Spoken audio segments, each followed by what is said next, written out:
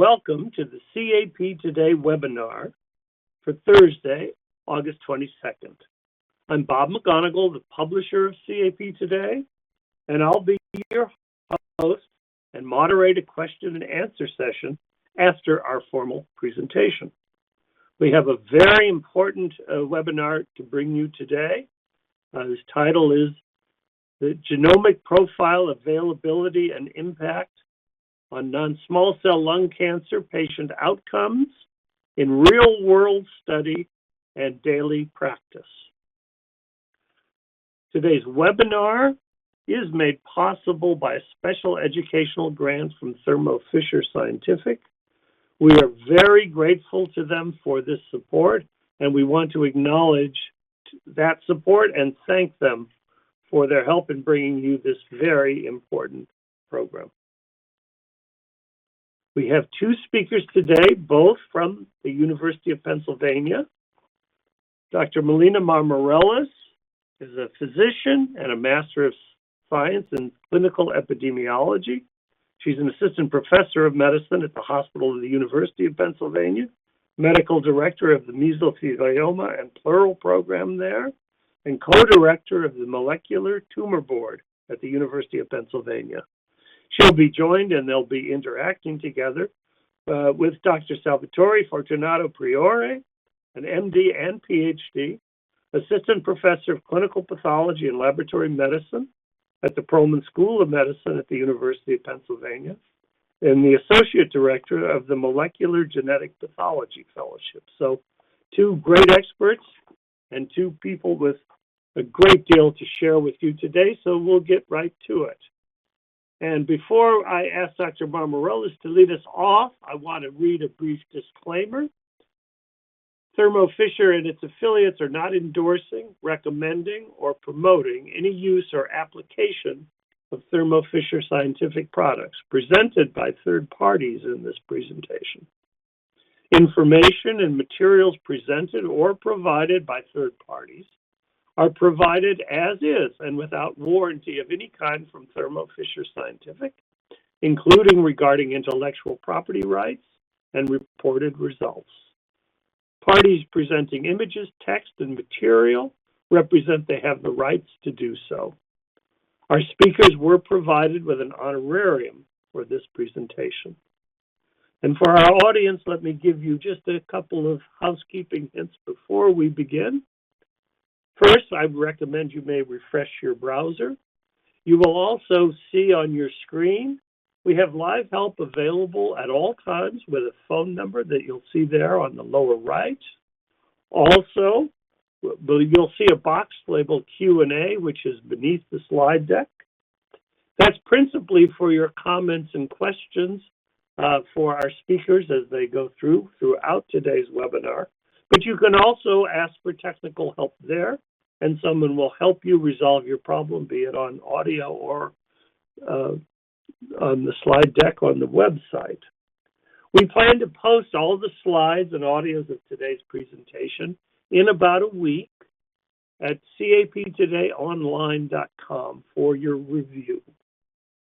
We know that you may receive some emails, not only from us, but from Thermo Fisher, so please be advised about that. And finally, as always, it's important that I suggest to you that CAP Today does not endorse any product or service that may be named within today's webinar. And any remarks of mine are purely personal, not to be taken as the policy of the CAP Today or the College of American Pathology. So with that, let me begin, and I'll invite Dr. Marmarelis to begin. Dr. Marmarelis. Great, thanks so much, and thank you for having me. I've switched my audio over, so I saw the chat that there were some sounds, some feedback, so I hope that this is better. You can let us know in the chat. So I just wanted to start by kind of setting the stage in terms of non-small cell lung cancer. So thankfully, over the decades, survival is actually improving for patients with metastatic non-small cell lung cancer. So this is both females and males. And you can see really markedly from the male graph that there was a sharp increase in incidence of lung cancer that then sharply declined, mostly with the smoking cessation efforts.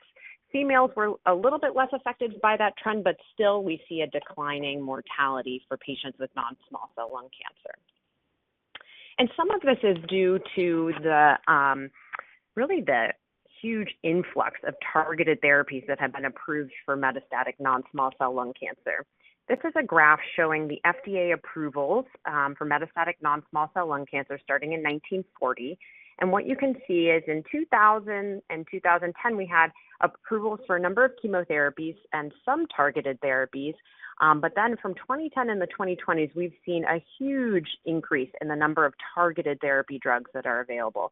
In addition, we've also seen immunotherapy drugs approved, and that certainly has had an effect on mortality as well. So really, lung cancer has evolved tremendously. We first had just lung cancer, meaning we had a malignant process that was going on in the lung. Then we were able to specify the histology by looking at whether it was small cell or adenocarcinoma or squamous cell carcinoma. And for the medical oncologist, that was the primary thing that was dictating their choice, mostly of chemotherapy. And now we're really in a much more complex space where not only are we looking at the histology, but we're actually looking at the molecular characteristics of lung cancer and choosing the appropriate systemic therapy based on the molecular characteristics. And it's important that we do that for various reasons, but this is one of them. This was a study looking at real-world data, and they looked at patients that had targetable alterations found on their molecular testing. If they received targeted therapy, their survival was improved, shown here in the orange curve. If they had a targetable alteration, but they never received the targeted therapy in the dark blue, they had the same survival as though they had no targetable alteration at all. So really, there's a survival benefit from targeted therapy, but it's forfeited if the targeted therapy is never delivered. So finding it is one thing, but also delivering the appropriate treatment is the paramount part. And it's also important because it actually avoids the treatments that could harm patients. So immunotherapy is ineffective in some of the molecular subsets of non-small cell lung cancer. And this waterfall plot actually shows a study looking at 10 patients with EGFR mutations, sensitizing EGFR mutations that were treated with single-agent immunotherapy. And what they found was there really were not very good responses to immunotherapy. And in fact, the one patient that looked like a pretty profound response was later found to be EGFR wild type. In addition, the sequencing matters a lot. So if immunotherapy is given prior to a targeted therapy, actually can increase the toxicity from that targeted therapy, in particular liver toxicity. So knowing this information up front so you can choose the most appropriate treatment for a patient is both important for their survival, but also for the side effects they might experience. Unfortunately, molecular testing rates are low, and patients are forfeiting the survival advantage of targeted therapy. We also know that if patients get any sort of biomarker testing, whether it's more traditional PCRs or an NGS-based testing prior to first-line therapy, then they're more likely to receive targeted therapy, which we know also improves survival. So molecular testing is a really key part of the initial workup. And so, understanding this, we have created pathways at Penn to make sure that this is done. And I just want to walk you through kind of how this happens in the real world. So if a patient has a possible diagnosis of stage 4 non-small cell lung cancer, usually from a CT scan that they've had or a chest X-ray, then they undergo a biopsy. And that biopsy then is sent through a process that includes NGS. In the meantime, normally patients are meeting with medical oncology once the initial pathology is back, and a medical oncologist might send a liquid biopsy looking at ctDNA as another way of getting information about the molecular aspects of the patient's tumor. And then eventually we have this information, hopefully, and are able to pick the best therapy for the patient. So we actually looked at our own internal data to see the impact of molecular testing. This was a real-world cohort of patients with newly diagnosed stage 4 non-squamous non-small cell lung cancer. And it was not, we chose non-squamous since those are the patients that have the highest likelihood of having a targetable alteration. We then categorized the type of testing that they had. So comprehensive testing included all 7 NCCN recommended biomarkers, including testing for EGFR, ALK, BRAF, ROS1, MET, RET, and NTRK. Incomplete testing was that some of those were tested, but not all. And the third was they did not have molecular testing.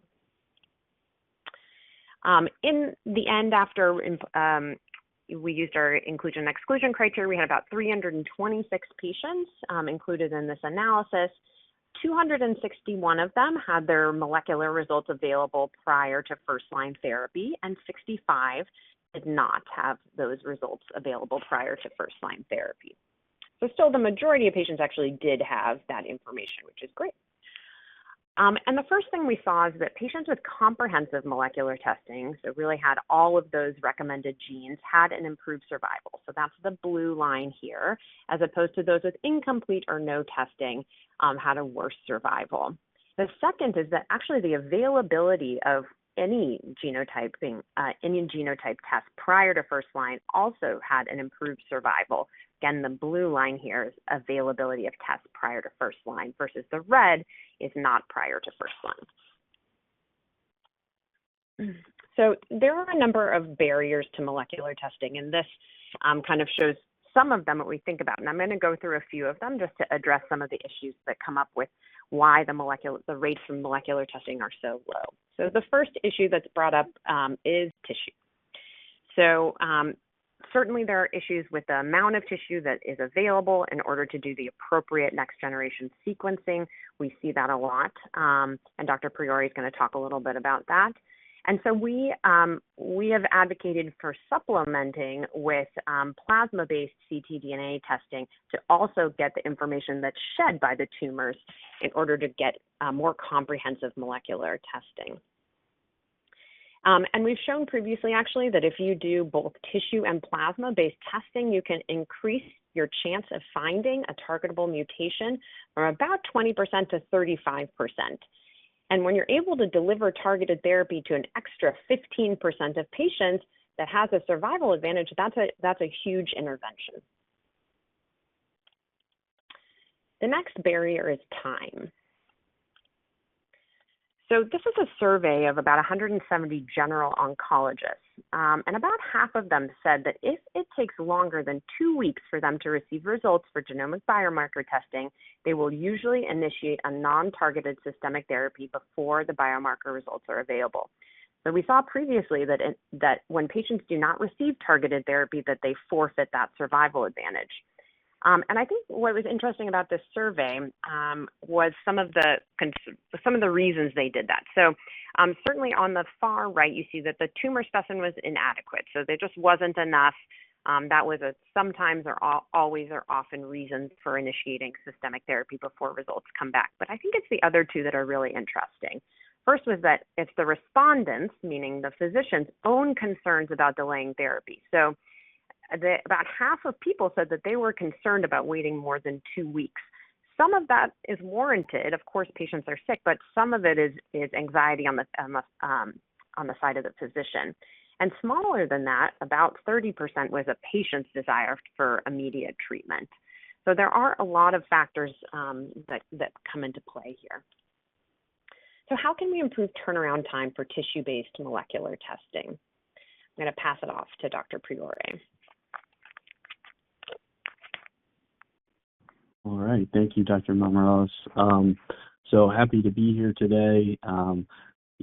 We work pretty closely together to try and coordinate testing for lung cancer patients at our institution, and I'm going to talk through, how we've thought about implementing our current protocols for sequencing these types of tumors, and then also recent improvements that we have added on. So I always like to point out that, I'm presenting this to you today, but projects of this scale are done as a huge team effort in our laboratory, and my project team members are listed on this slide as well.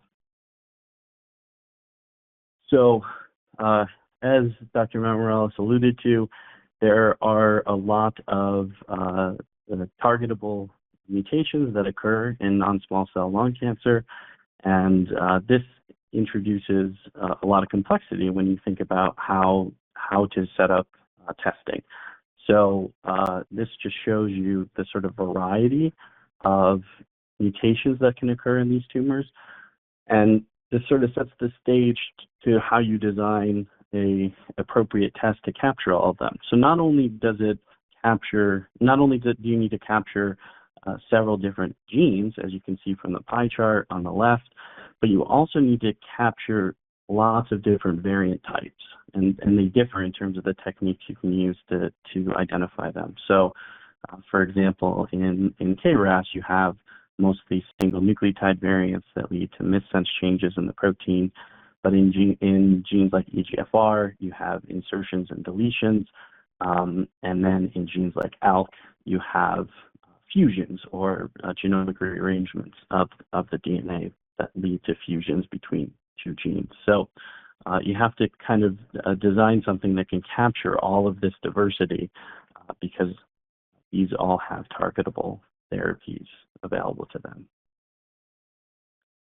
So, you know, the bottom line from that previous slide is that, you know, non-small cell lung cancer really benefits from a comprehensive approach. And, you know, this is a multi-step process, and it can have a lot of potential delay points in the process. As Dr. Marmarelis' slide showed, she had up to 35 days from collection to getting comprehensive sequencing results for a tumor. And you can see this broken down here in terms of the time invested in each of these steps. So there can be lags between when the sample is collected and when the test is ordered, up to 2 weeks.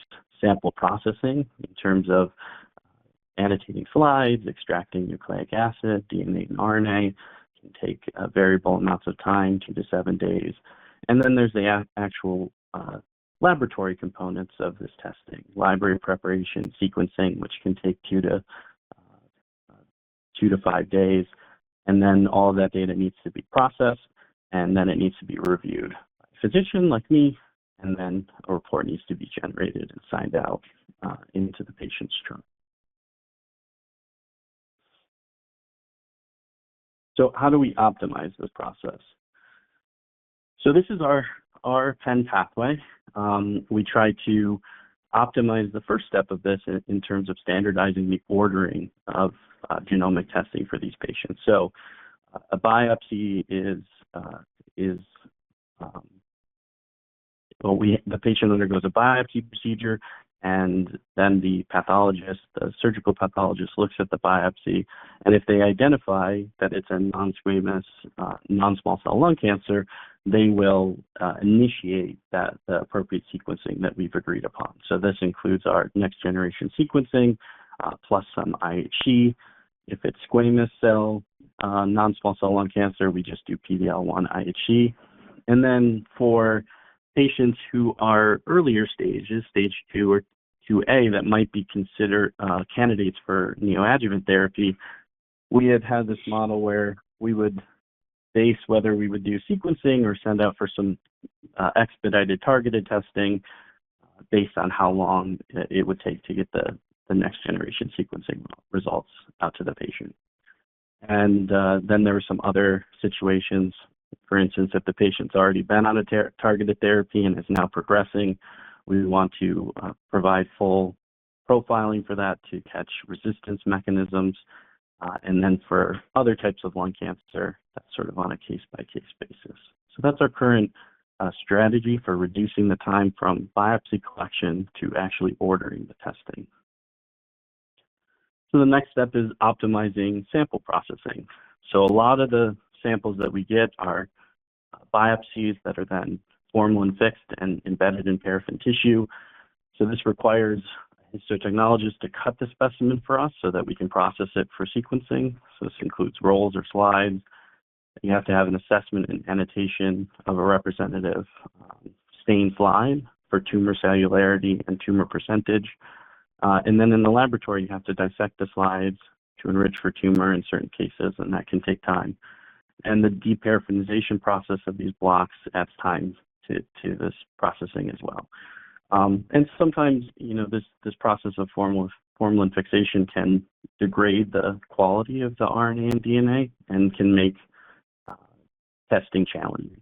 So ways we optimize this at our institution is when possible, we reserve material for ancillary testing. So if you look at the figure on the right, this involves sort of doing various things in terms of separating biopsies into different paraffin-embedded blocks, so you're not using all of the tissue for primary diagnostics or for immunohistochemistry procedures. You have some reserved material, especially for molecular testing. And avoiding things like aggressively facing blocks or wasting tissue so that you have reserved material to do this type of testing is important to just have baked into your specimen processing. Ordering cuts at the time of primary surgical diagnosis can help sort of shorten the specimen processing time. And newer tools with digital pathology where H&E stain slides are scanned in, pathologists can annotate them digitally so that you're not transporting glass slides from one place to the other, which is inefficient and can waste time. The other potential mechanism for optimizing sample processing is you can utilize other sample types. So in addition to formalin-fixed paraffin-embedded tissue, we utilize cytology specimens, specifically fine needle aspirate preparations. And this is basically aspirated cells that are then put into a methanol-based fixative. There's a stain cytology slides that you can also potentially utilize. And the advantage of these types of preparations is that you can still assess tumor percentage, cellularity, and even at the time of collection, this can be done. And processing is quicker than FFPE because you don't have to deparaffinize, you don't have to cut anything. And so this is a potentially useful additional sample type to expedite this testing. And then fresh tissue, in some cases, can help. It's got quicker processing for the reasons I mentioned for cytology. But again, it's more difficult to assess for adequacy prior to testing. So there are some limitations. And so not every institution set up to utilize these additional sample types. And, I'll talk about the validation of some of our tests, but if you're going to use these additional types, you want to make sure that they're included in the validation of your test to make sure that they produce reliable results. So here is our sort of, strategy put together with all these optimizations. Our lung cancer profiling prior to this year included 2 different next-generation sequencing assays, one that we branded Penn-Seq Solid, which is a hybrid capture next-generation sequencing assay. It's a DNA-based assay, targets about 183 genes, which includes exonic SNVs, single nucleotide variants, and insertions and deletions. It does a handful of copy number gains in certain genes, and it provides an estimation of tumor mutational burden. Our fusion transcript panel covers the genomic rearrangements that are important for non-small cell lung cancer, things like ALK rearrangements, ROS1 rearrangements, RET rearrangements, and TRAC rearrangements, and also MET exon 14 skipping. So that covers about 55 genes and is an amplicon-based RNA assay. Both of these workflows are manual, so we have a technologist that is doing most of these steps by hand. And the in-lab turnaround time, once we have the specimen delivered to our laboratory, is around 14 to 21 days. Okay, so how do we think about reducing testing time even further than what I've shown you now? So just some theoretical options for expedited testing. You can obviously increase the frequency of testing that you do in your laboratory. This is always a challenge because reducing the frequency of testing reduces the efficiency of batching your samples together, so it tends to be more costly. and it requires increased and dedicated instruments and technologists. So you have to have enough instruments to run every day or multiple times a week, and you have to have technologists available who can do that work. Some other potential options include reflex testing pathways. So you can develop fast narrow scope tests to catch high yield targets like EGFR or ELK fusion using some different technologies like quantitative PCR or fluorescence in situ hybridization. You know, the disadvantages of an approach like this is it doesn't cover all the targets that I mentioned at the beginning of my talk, and it requires multiple personnel with assay-specific expertise. So you have a larger test menu that you have to maintain and have people competent on. And when you're doing testing that might be quicker but is narrower in scope, you end up using more material in the long run if you have to do lots of different iterations of testing. So you can end up wasting material.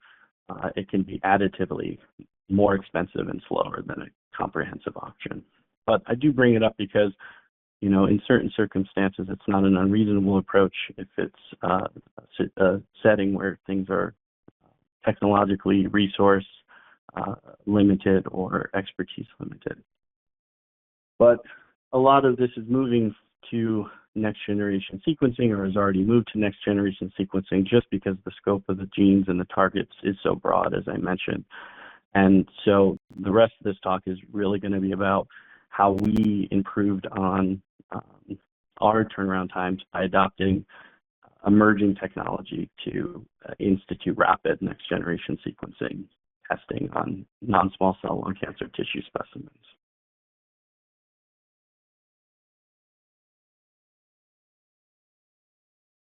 Okay, so our test that we developed is called the Targeted Expedited Molecular Profiling for Lung Assay, or TEMP-L assay. And so now I've added it here along with the previous test that we have in our laboratory for comparison. So this, along with the other tests that we previously developed, can target most solid tumors. This is an amplicon-based NGS test that has the ability to process both DNA and RNA paired samples from the same patient. The product that this is based off of can actually cover more than 46 genes, but when we did our validation, we focused on 46 that were important for us. And it detects hotspot single nucleotide variants and indels, known fusions, some novel fusions, and oncogenic isoforms. And so the workflow for this is on a platform that is largely automated, which is a huge benefit in terms of reducing turnaround time. And so our projected in-lab turnaround time is less than 7 days for this testing, as opposed to 14 to 21. So this is the content of our TEMP-L panel. You can see this is the previous pie chart that I've shown you in terms of prevalence of non-small cell lung cancer variants, and the table on the right shows the genes that our product can cover, with the genes highlighted in red being the ones most important for non-small cell lung cancer testing. Okay. So kind of a high level overview of how we validated this assay. It's an investment to do this type of validation well, and so we had to cover both DNA and RNA targets in multiple genes.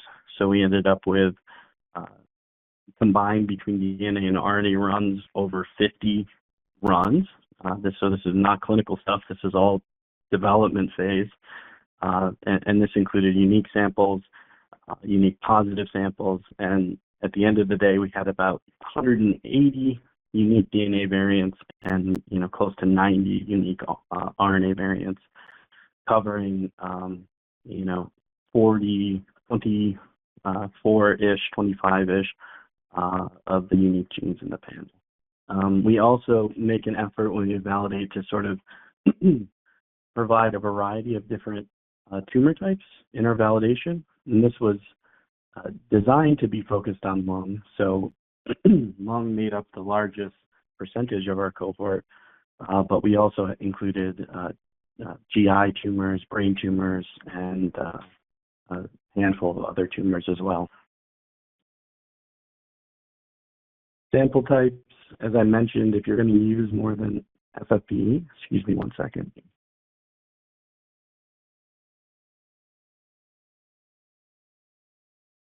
Sorry about that. If you're going to use different sample types, it's important to include representative sample types in your validation. So we used about 128 FFPE samples, 40 cytology samples, and 10 fresh tissue samples, and also included a lot of different characteristic samples that had varied in the tumor percentage and FFPE DNA degradation. So higher quality samples and also poor quality samples. As I mentioned, FFPE can suffer from degradation of DNA, so we wanted to cover those aspects. And then a lot of different variant types. So representation of fusions, insertions, deletions, and single nucleotide variants. So this is a high-level overview of the TempAL assay performance compared to our comparator assays. The accuracy was very good across the different variant types. Specificity was 100%.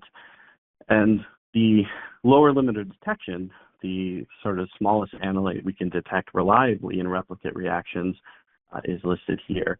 And I'll just point this out because, the reportable range of, what the product states is often not the same as the lower limit of detection. And so our lower limit of detection is actually a bit higher.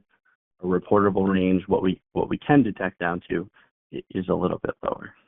And the input amount for this assay is pretty modest, so 6.7 nanograms for DNA and RNA.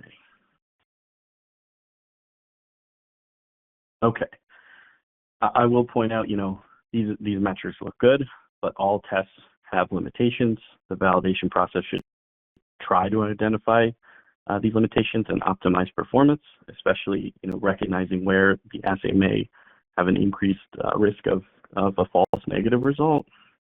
So this is one example of a 75-year-old patient, never smoker, with newly biopsied lung nodule. So our TempAL results showed a missense variant in the TP53 gene, and the RNA was inconclusive. And so this shows you the metrics that come off of the TempAL assay for the RNA portion of the assay. And built into the assay are internal RNA expression controls, which are important that those are detected for reliable RNA detection. And in this case, this sample, those weren't detected at all. So the lower those metrics go, the greater your probability of a false negative result. And so understanding your disease type is really important to this, and understanding where you might be missing a targetable mutation is crucial, because never smokers are enriched for a lot of these changes. And if you look at these fish slides, this patient ended up having an ALK positive non-small cell lung cancer, which was crucial to identify, and we were able to do that using fish. And then data processing and visualization is crucial. So many vendors provide off-the-shelf bioinformatics solutions for NGS, which is great. It makes these technologies more accessible to a number of laboratories, but understanding how the pipeline works is crucial to validating a clinical assay. And all bioinformatics tools have limitations, which can lead to missed calls. So having access to sequencing data, working with the vendor to make sure you can have data visualization to a point that you feel comfortable with can help reduce these types of missed calls. So this is an example of a 78-year-old patient with sarcomatoid lung carcinoma. In the TempAL results, there was no variants detected on the DNA side, but then there was an RNA variant which showed MET exon 13 joined to MET exon 15. This is a MET exon 14 skipping event, and usually there's a DNA-based event that causes that skipping. So because we had configured our assay to use IGV and load the sequencing files that come off of that into IGV, we can interrogate them. This is showing that patient's results in the DNA, and lo and behold, in one of the flanking intronics areas, there was this MET deletion that likely is the culprit for producing that MET exon 14 skipping effect. All right, so how do we incorporate this new assay into our testing algorithm? So this is our updated pathway, and it was trying to strike a balance between not doing redundant testing, but making sure that we were being comprehensive with assessing patients for actionable variants. So our first attempt at this algorithm was to any tumor that's diagnosed as non-squamous, non-small cell lung cancer receives the TempL testing up front. And then if there isn't an actionable variant in the NCCN guideline genes, then we reflex it to our larger panels, our Penn-seq panel, our fusion transcript panel, to do a full assessment of that. This also met the need for expediting testing time for patients that were candidates for neoadjuvant therapy. So those candidates now get TempL as well, and if they are negative, they get further testing. And then for patients that are post-targeted therapy that are progressing, we skip over TempL and we just go to the more comprehensive testing off the bat with the expectation that we want to try and identify any resistance mechanisms that have developed. So this was our first attempt to try and balance resources and not do too much testing for the same patient. And I have a little bit of data to share in terms of, how did this actually shake out into our real live in-lab turnaround times. This was a bar graph that I made several weeks into our testing. And you can see that a lot of the testing was done within 2 or 3 days of receiving the sample in our laboratory. So well under the 7 days that we had projected as the turnaround time for this. So this has been incredibly successful. Our model right now is to, if we have a sample in the lab, we run it. So it is run multiple times a week, but because it's automated, it requires very little technologist hands-on time. I don't have updated graphics here. We've been running it a little bit over half a year now, but I just saw quality data the other day to indicate that our turnaround time is hovering right around 3 days over that period of time. And this is just showing kind of the number of driver variants that we detected in the TempL cohort compared to sort of cohort data published in the literature in terms of how many patients have an identified driver versus not, and they match incredibly well. So 65% of our patients who are tested on TempL, a driver variant is identified. Not all of those are targetable by drugs, and then about 35% have something else or don't have an obvious driver variant identified. All right, so I'm going to hand it back over to my colleague, Dr. Marmarelis, to sort of walk through a case presentation that highlights, the real-world application of this new test and the implications for their treatment. Great, thanks so much.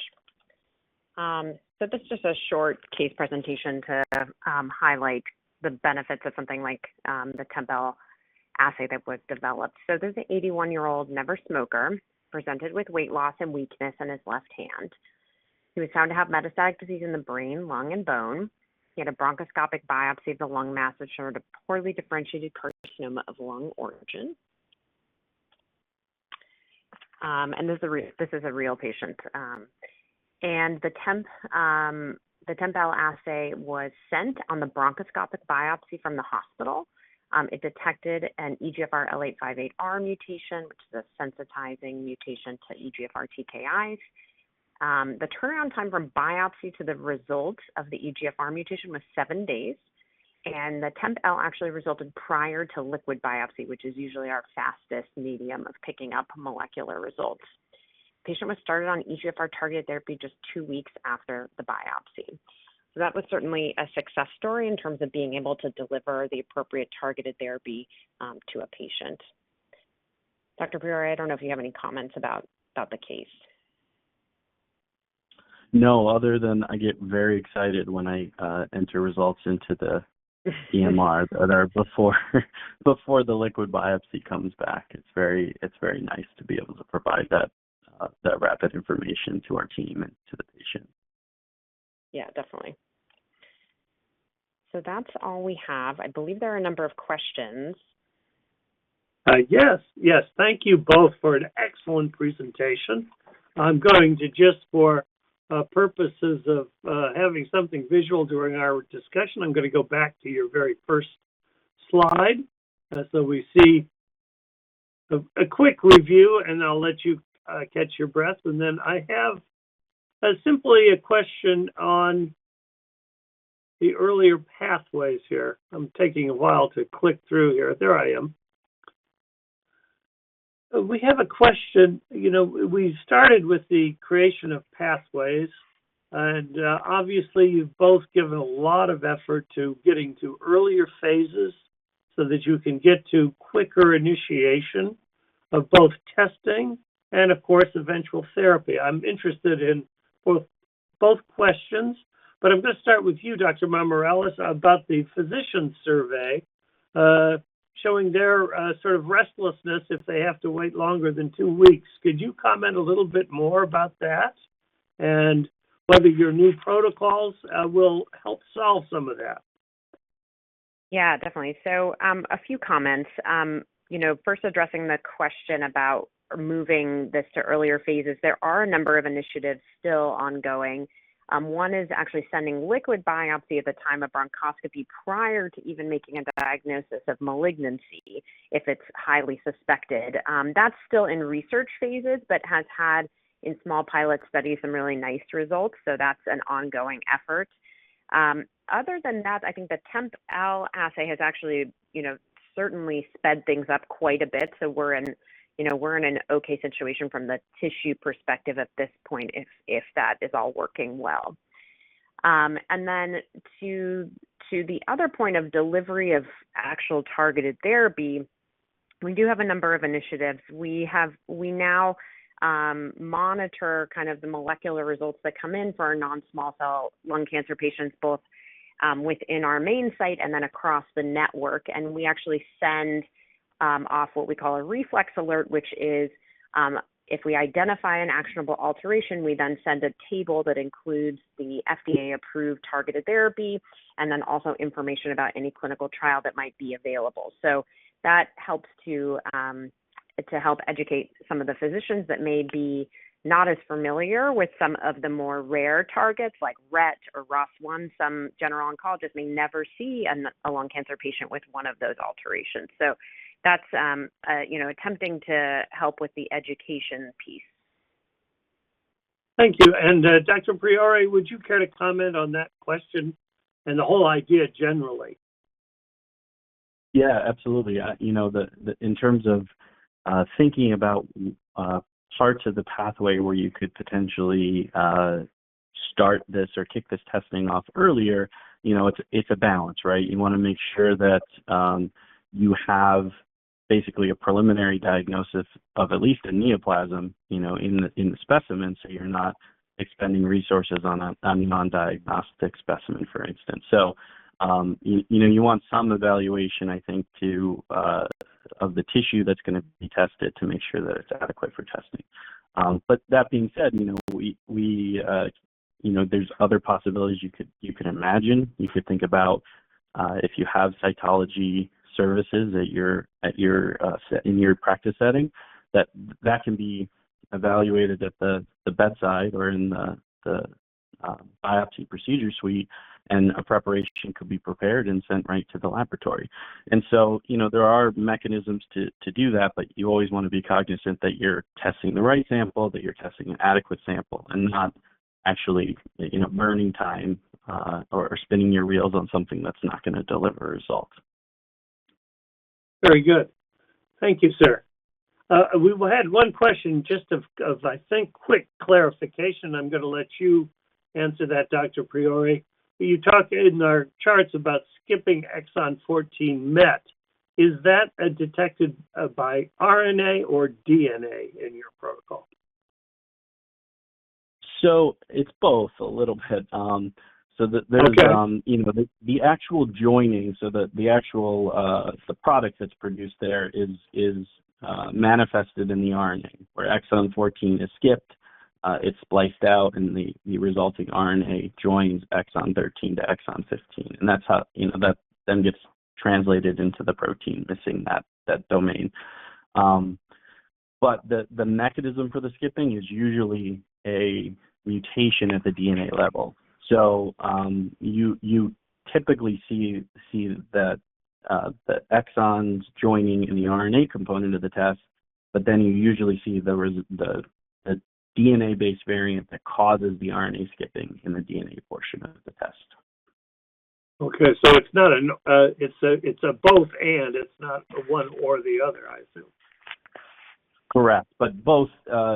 The nice thing about that one, at least, and the nice thing about doing the testing in tandem with the Temp-L assay is that if you detect either one of those suspicious variants in the DNA, or you actually detect the isoform in the RNA, those both can be used by the clinician to sort of direct therapy to the patient. Very good, thank you. Dr. Marmarelis, would you care to comment on that question or not? No, that's great. Thank you. Okay, very good. I have another question here, and we've had quite a few sample questions and prep questions, as we almost always do.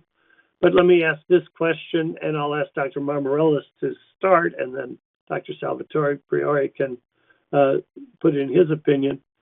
If an assay has a potential to identify mutations or SNVs for a biomarker such as NTRK, but we cannot find previous positive known samples to include in the validation process, can we still include testing that biomarker in our NGS panel and report its results? Or what is the procedure or protocol if we do not have previous positive known samples? So I'll let Dr. Priore answer that because he did the validation. That's a very lab-heavy question. I detect that. I understand. Yeah, and it's a very important question, and it's a very challenging question. So I'll provide a couple different possibilities, and some of these recommendations have come out of consensus validation recommendations from the Association for Molecular Pathology, and there's a recognition that certain types of variants are incredibly hard to source, and I will qualify my answer in recognizing that, Dr. Marmarelis and I come from a large practice setting with a huge wealth of patient samples, and so we're very lucky in terms of being able to source a lot of variety of different biomarker positive samples. There's a couple ways to address things like NTRK in particular, which, I can count on one hand the number of NTRK positive non-small cell lung cancers I've had. There's contrived samples, reference standard samples that contain these types of biomarkers that you can include in your validation to bolster the performance characteristics for detecting them. There are other tumor types that tend to be higher in prevalence for certain NTRK fusions, and you can include those types of samples in your analysis. The short answer is yes, you can. As long as you robustly sort of validate the assay's ability to detect rearrangements in general, you can move forward with that, and you can specify some of the limitations in your reports. And one of the things that the consensus recommendations state is that if you don't have enough of a specific biomarker like an NTRK fusion, you can, as you encounter them clinically, you can send them for orthogonal confirmation, and you can sort of build your cohort as you go, and ensuring that what you're detecting and what you're reporting is accurate and represents the patient's disease. So there's several avenues to try and address limited or rare biomarkers, and none of them are perfect, but we do the very best we can to make sure that what we're validating and what we're providing to patients is accurate. So hopefully that answered that question. Thank you very much. And I'm going to leave another one to you.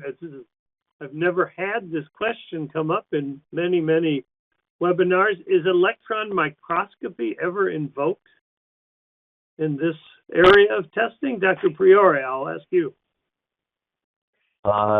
No, not in this area of pathology. So that's going pretty deep, deeper than we need for assessing samples. So yeah. No, we use light microscopy for a tissue assessment and some other techniques, but not electron microscopy.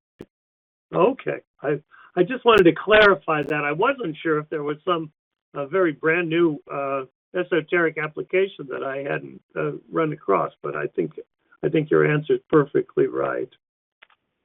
Let me go back to, again, some sampling questions here. People are concerned about the degradation of the genome that might be extracted from fresh frozen paraffin-embedded tissue. But let me ask you this, Dr. Priore. What's the minimum cellularity percentage that's required for NGS? Many people, as you know, have scratched tissue off slides to gain cellularity. Is that a practice you're still seeing in some cases, particularly from referred cases into Pennsylvania? Yeah, I mean, I think the part of the limit of input, or the minimum amount of cellularity you need to source to run the assay, it really depends on the assay itself, and it should be part of the validation. So the limit of input for our large hybrid capture assay is quite a bit more than the TempL assay. So while 8 nanograms is sufficient to run TempL because it's limited in its scope in terms of the areas that it amplifies and enriches for, other assays need a lot more material to give you a result. So it's sort of a balance between how much of the genome you're looking at, and those influence how much material you actually have to scrape off the slide and extract and put into the assay. So it's not a very specific answer, but it really just depends on the specific test that you're running in terms of how you approach the preparation of the sample and how much material you need. Thank you.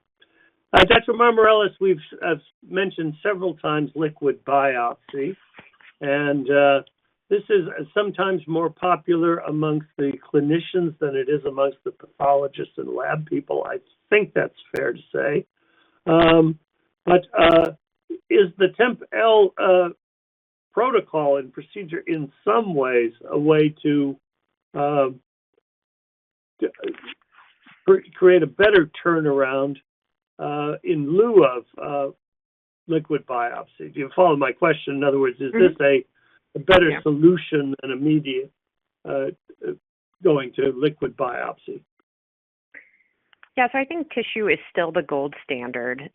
It's the best way still to find an actionable alteration. But I do think that there's still value to both concurrent tissue and liquid biopsy testing. As I showed in one of my slides, you can increase the ability of detecting an actionable alteration from 20 to 35% by doing both of them. So while I think that the TempL assay is a really big step forward, I don't think it replaces a liquid biopsy. Now, I think there is room for some algorithms. So for instance, if a targetable alteration is detected quickly on the tissue, there's not really a need for liquid biopsy at that point. It's really if nothing is detected that perhaps that should be included as well. Thank you very much for that answer.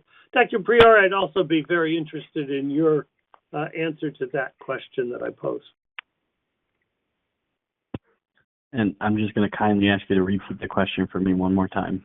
Yes, the question, in some ways, the introduction of the Tempel protocol is in some way answering to the demand for faster turnaround that might be offered by liquid biopsy. Is that part of the thought process there? I think I concur with Dr. Marmarelis that it's a piece of it. Delivering the tissue-based result is an important piece, and being able to sort of harmonize that with the speed at which they get the cell-free DNA results is important, because then they have kind of all of the data in front of them to make an informed decision. Some of the things that you miss out with targeted treatment, especially in the metastatic setting, is some evolution of the tumor or tumor heterogeneity. So as the slide that Dr. Marmarelis showed at the beginning of her lecture, where there's actually an increased yield and variant detection when you combine the two techniques is important. So I think it's an important piece to provide, those two testing avenues on a similar time scale, so that there's consistency in when the patients are getting their results and when they can actually get a decision and move forward with their therapy. Thank you, sir. And finally, for you, Dr. Priore, and then I will ask Dr. Marmarelis to also answer this question. As you consider this approach and evaluate it, do you have plans to extend this basic idea to other cancers beyond lung cancer in the non-small cell lung cancer patient? Which other tumor types, in your minds, could benefit the most from this kind of a protocol? Dr. Priore first, and then we'll hear from Dr. Marmarelis. Yeah, absolutely. We focused on lung cancer because it was a perfect sort of use case for this, and we have started to think about other tumor types that can benefit from this. Anaplastic thyroid carcinoma is one that our clinicians have been really interested about, because that sort of necessitates a rapid turnaround time for BRAF codon 600 results. And so this is a great test for rapid profiling of BRAF V600E. So you can think of other diseases that also benefit from that, include melanoma.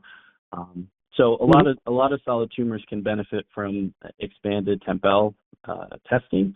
One of the things that we were very careful about and we're pursuing right now is to make sure that if multiple cancer service lines rely on this testing, that we have redundant testing in place, so that if a machine goes down or something like that, and we have technical issues, that our testing isn't stopped for those patients. And so we've been slow to expand as we've validated additional backup for this test. Thank you very much. And Dr. Marmarelis, what are the other tumor types that you imagine could benefit the most from this sort of approach? I think lung cancer is really the area in which first-line targeted therapy is most prominent. The other solid tumors, GI, breast, they have some targeted therapies that require somatic testing, but it's often in the second line or beyond setting where time is a little bit less of an issue. So I think lung cancer is going to certainly be the place that this is most prominent. But I do think that probably GI and breast and maybe CNS malignancies may start to look at this type of faster turnaround. Thank you. Thank you very much for that reply. And now let me begin to just wind up. I want to thank Dr. Marmarelis and Dr. Priore.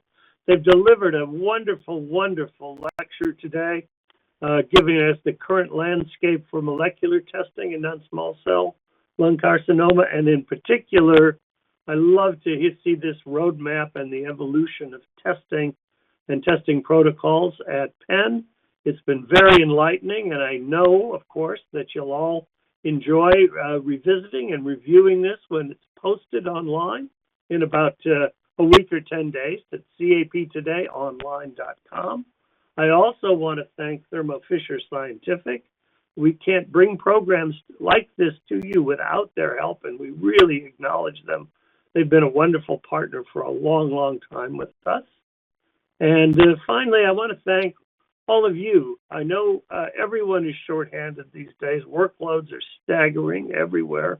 And so I'm always very gratified when you take the time to join us for these CAP Today webinars. And I'm appreciative, and I want to thank you. So once again, just to sum up, thanks to Dr. Marmarelis, thanks to Dr. Priore, thanks to Thermo Fisher Scientific, and thanks to all of you in the audience for joining us. And with that, I will bring today's webinar to a close.